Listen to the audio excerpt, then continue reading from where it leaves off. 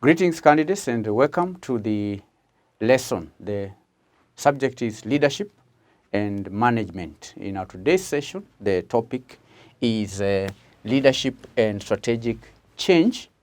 In our today's session, we are going to discuss reasons why formal change programs fail. We will discuss reasons why formal change programs fail, and the first reason is loss of focus. Loss of focus. Now, candidates, change is often not a one-off process. It's not a one-off process. Why? Because it requires an ongoing series of initiatives and may cover several years. However, the risk is that the initiatives may be seen by employees as change rituals that signify very little. And there is also the risk that the original intention of change program becomes eroded by other events taking place, for example, redundancy programs and so on. So when a company introduces change, there is a risk of loss of focus from the initial intended objective of the change to other series of programs that may follow as a result of change. Another reason why change programs fail, is due to what we call reinterpretation. Reinterpretation. Now, candidates, the attempted change may become or may be reinterpreted according to the old culture. Remember when we discussed earlier on, we said that one thing that also needs to change when introducing changes is the way things are done in the company. There has to be change in the mindset of employees, the change in the way things are done, the change in the culture, and so on. So, formal change programs may fail where employees interpret things based on the old culture. That can be a reason for failure of formal change programs. Number 3, the third reason is what we call behavioral compliance. Behavioral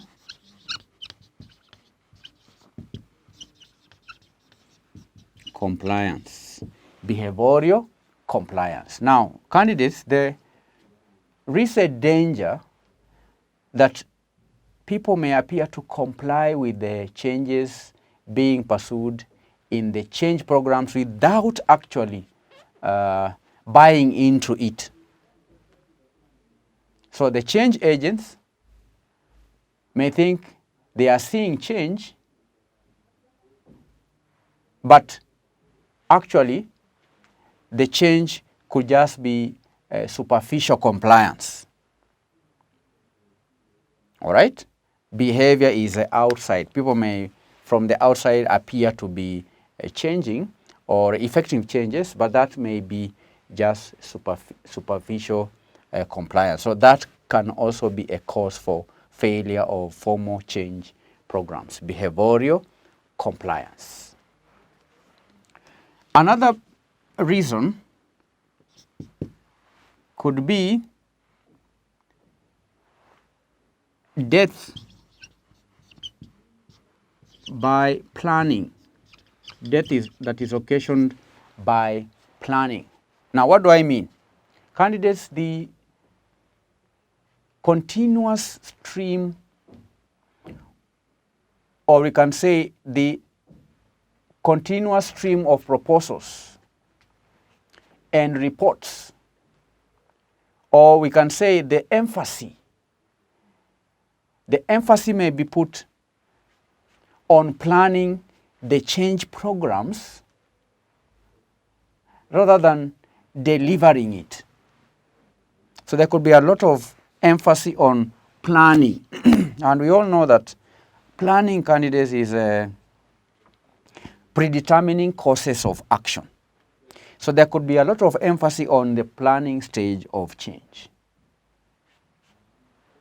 And there could be continuous stream of proposals and reports and meetings, each one requiring agreement among managers that are expected to help in the effecting of the change. There could be subcommittees being set up, project teams being set up, working groups that may be set up to examine problems and so forth. And the result can be what we call an analysis paralysis. That may end up in what we call analysis paralysis. Analysis paralysis. And candidates, the discourse about change, rather than delivering of change, is what we're referring to as the analysis paralysis. And these candidates may be linked to the, because of the many meetings and the many discussions, that can be linked to the politicization of change programs, where meetings about change become forums for debate and political game playing.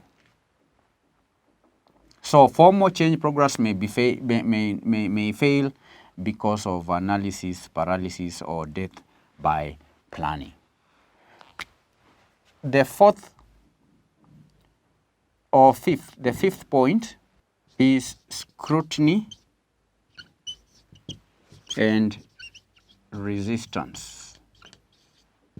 Scrutiny and resistance. What's the meaning of this? Candidates, those promoting change in an organization, are likely to face either scrutiny or resistance to the change programs. They may face resistance or critical scrutiny of the change programs. And often, the response to this is to see such behavior as negative and destructive. Now, when initiating change, managers should expect either critical scrutiny of the change programs, or managers may experience resistance by the employees. And sometimes the managers may see this critical scrutiny or resistance as being destructive, as being negative, and so on. And it can, on the other hand, be seen as ways in which change recipients in the organization are engaging with the changes that is likely to affect them. So they are likely to question change and evaluate it in terms of its significance on them. So that's what may happen. Employees or the recipients of change are likely to ask questions on how the change programs are likely to affect them, and that is natural. And even if resistance occurs, that may be kept as an agenda for change on the table, resistance to change. Moreover, resistance that is explicit is more capable of being addressed than that which is passive or covert. So those managing the change programs need to see scrutiny and resistance as a basis for engaging others in the change program.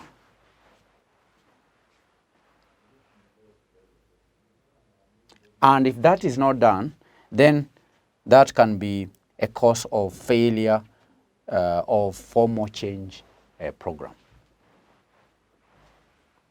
The last point is disconnectedness.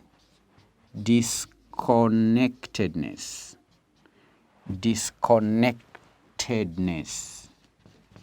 How is disconnectedness cause for failure for formal change program? How is it? How does it lead to failure of formal change program? Candidates, people affected by change may not see the change program connecting to their own reality.